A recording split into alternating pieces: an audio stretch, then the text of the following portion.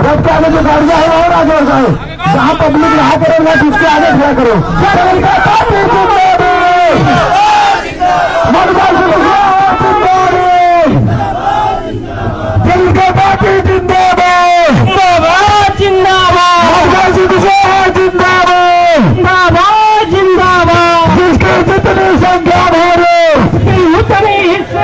जिसकी जितनी संख्या भरो उतनी हिस्सेदारी, सबको शिक्षा एक समान, सबको शिक्षा एक समान।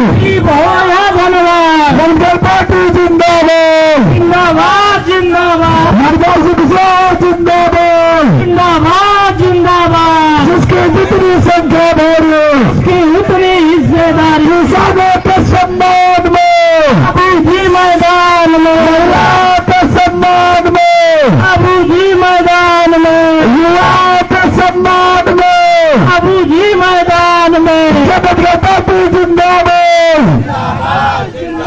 मनमोहन सिंह जिंदाबाद, जनरेटर बंद हो गया, चालू करिए।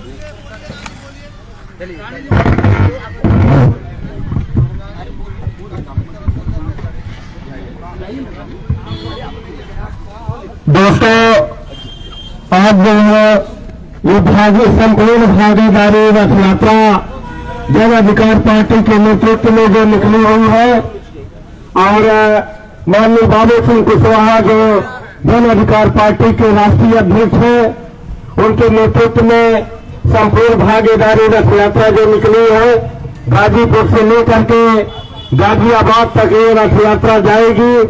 और आज इसी संदर्भ में आपके सामने हम लोग आए हुए हैं, आपके गांव में आए हुए हैं। जन अधिकार पार्टी का जो नारा है कि जिसकी जितनी संख्या भारी उसकी उतनी हिस्सेदारी, सबको शिक्षा एक समान, गरीब हो या धनवान। अब यही विचारधारा को लेकर के हम लोग आए हुए हैं और हमारे पार्टी के राष्ट्रीय अध्यक्ष आप लोगों के सामने पार्टी की विचारधारा को रखेंगे। माननीय राष्ट्रीय अध्यक्ष उपस्थित सभी देवी और सज्जनों, साथियों, अभी हमारे प्रदेश अध्यक्ष चंद्रशेखर पाल साहब आपसे अपनी बातें कह रहे थे। हमारे साथ इस संपूर्ण भागीदारी यात्रा में आपके जिले के अध्यक्ष हैं दिनेश जी, ये आपके सामने खड़े हैं, और दूसरे दिनेश वर्मा जी के भारी है। आजमगढ़ के भी हमारे साथी हैं, जिला अध्यक्ष जी हैं, रानी जी हैं, बहुत सारे साथी इस यात्रा में हमारे साथ हैं।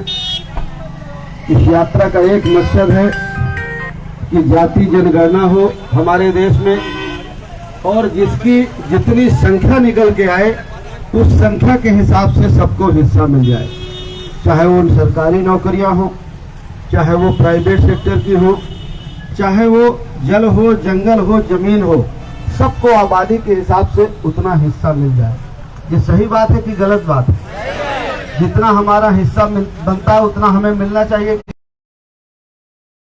तो बच्चे को नौकरी चाहिए तो कौन देगा? जितना आपका हिस्सा बनता है तो सरकार देगी ना। तो सरकार बनती कैसे है? तो जिसको बनाते हैं वो आपको हिस्सा देती है, आपके बच्चों को हिस्सा देती है? नहीं देती है। तो फिर क्यों ऐसी सरकार को बनाती तो नहीं हिस्सा देती है? उसका कौन दोषी है कि आपके बच्चों का हिस्सा नहीं मिलता है, आपको हकदारी नहीं मिलती है, आपके बच्चों को फ्री शिक्षा नहीं है, आपके बच्चों को रोजगार नहीं है, जितनी जमीनें उनके पास हैं उतनी जमीनें नहीं हैं आपके पास। और ये काम सरकार का है बराबरी से देना, और सरकार हम बनाते हैं, तो किसकी गलती है? तो ये हमारी समस्या का समाधान हम ठीक हो जाएं तो ठीक हो जाएंगे कि वो ठीक हो जाए तो ठीक है? हम लोग ठीक हो जाएंगे तो वो लोग ठीक हो जाएंगे। अगर हम ठीक हो जाए तो ये समस्या का समाधान हो जाए कि नहीं हो जाए? हो जाएगा। लेकिन हम कैसे ठीक होंगे? चुनाव में तो हम साड़ी ब्लाउज ले लेते हैं, 2000 रुपया ले लेते हैं, हंसती हैं आप इस बात पे, और दारू पी लेते हैं, पैसे ले लेते हैं, मुर्गा खा लेते हैं हमारे भाई लोग। तो आप तो अपना वोट बेच देते हैं, और वोट नहीं बेचते हैं, अपने बेटी और बेटे का भविष्य बेचते हैं। और जब तक आप अपना वोट बेचेंगे, ना आपका बच्चा कभी सही से निकलेगा, ना भाई निकलेगा, ना पति निकलेगा, ना कोई निकलेगा। और जिस दिन वोट बेचना बंद कर देंगे आप, उस दिन आपकी सारी समस्याओं का समाधान हो जाएगा।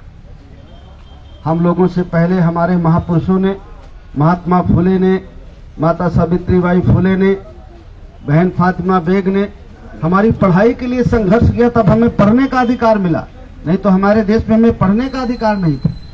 बाबा साहब अम्बेडकर ने संविधान बनाया, संविधान में हमें बराबरी का दर्जा है, सारी चीजें हमें बराबर मिलनी चाहिए, लेकिन संविधान तो लागू वही करेंगे जिसको हम वोट देकर के जिताते हैं। तो वोट देकर के जिताते किसे हैं हम माँ बाप हैं, तो हमारी जिम्मेदारी अपने बच्चों के प्रति ज्यादा होगी कि किसी और की होगी? हमारी होगी ना। लेकिन आप अपने बच्चों की जिम्मेदारी तो किसी और के ऊपर छोड़ देते हैं। आप अपने बच्चों की जिम्मेदारी रखते कहाँ हैं? आप अपने बच्चों को भगवान भरोसे छोड़ देते हैं। और भगवान भरोसे आप रहिए और खेती किसानी न करिए और रोटी खा लीजिए, तो मैं जानूं कर्तव्य करना पड़ेगा कि नहीं करना पड़ेगा? भगवान को भी मानना पड़ेगा और कर्तव्य भी करना पड़ेगा। खेती किसानी करेंगे, बोएंगे फसल, काटेंगे, घर लाएंगे, पीसेंगे, रोटी बनाएंगे, तब खाएंगे ना। लेकिन बच्चों के हिस्से की नौकरियां, बच्चे की पढ़ाई, हमारी समस्या का समाधान, वो तो भगवान के भरोसे छोड़ेंगे। उसके लिए सोचते हैं हमें कर्तव्य नहीं करना पड़ेगा। कर्तव्य करना पड़ेगा। भगवान को आपकी वोट की जरूरत नहीं है, भगवान की तो पूजा और आस्था की जरूरत है ना, कि वोट लेते हैं भगवान तो पूजा अर्चना करिए, लेकिन भगवान के नाम पर वोट मत दीजिए। वोट उसको दीजिए जो आपके बच्चों की बात करे, उसकी शिक्षा की बात करे, उसके रोजगार की बात करे, किसानों की फसल की सही कीमत की बात करे, उसे खाद बीज सस्ती देने की बात करे। पहले बोरी थी खाद की 50 किलो की 9 साल पहले, फिर वो 45 किलो की हो गई और कल से 40 किलो की हो गई और रेट उतना ही है। पता करिएगा जरा अपने यहाँ हैं। लेकिन आपकी आमदनी तो 2 गुना हो गई। अब हुई कि नहीं हुई, लेकिन मुंह से कहते हैं तो हो गई और आप मान लेते हैं कि हो गई। आपकी जेब कट गई, ये निकल गए पैसा, ये नहीं मानते हैं लोग। मुंह से कह रहे हैं कि आमदनी 2 गुना हो गई तो हो गई।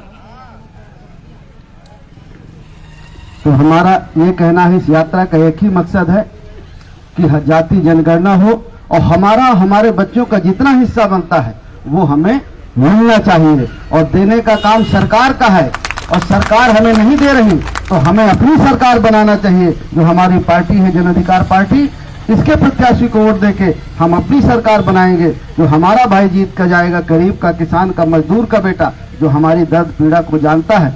जब ऐसे लोग जीत के जाएंगे, वो हमारी समस्या का समाधान करेंगे। सही है कि नहीं?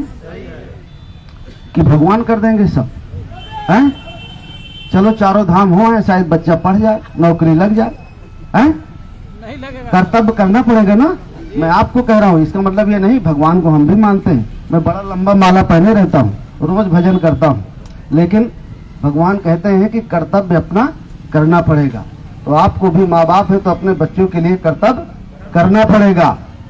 आपको 5 किलो अनाज मिलता है, उसके बदले आप वोट दे देते हैं और उनका बच्चा कलेक्टर बन जाता है, कप्तान बन जाता है, दरोगा बन जाता है, आपका बच्चा चपरासी भी नहीं बनता है। अब करते सब वही है जिनको वोट देते हैं। थाने में दरोगा किसकी मानता है? जिसको वोट से जिताते हैं। तो जिताते तो अपने दुश्मन को है। तो कैसे आपकी समस्या का समाधान हो जाएगा? सब कुछ आपके हाथ में है, आपकी उंगली में है। आप चाहो तो अपने बच्चों का भविष्य बना लो और चाहे तो किसी और का बना। अभी तक 76 सालों से तो किसी और ही का बनाया है, अब अपना बनाना शुरू करें। आ रही है बात समझ में? आप लोगों ने हमारा स्वागत किया, उसके लिए आप सब लोगों को दिल की गहराइयों से धन्यवाद, बहुत बहुत धन्यवाद। नमस्कार।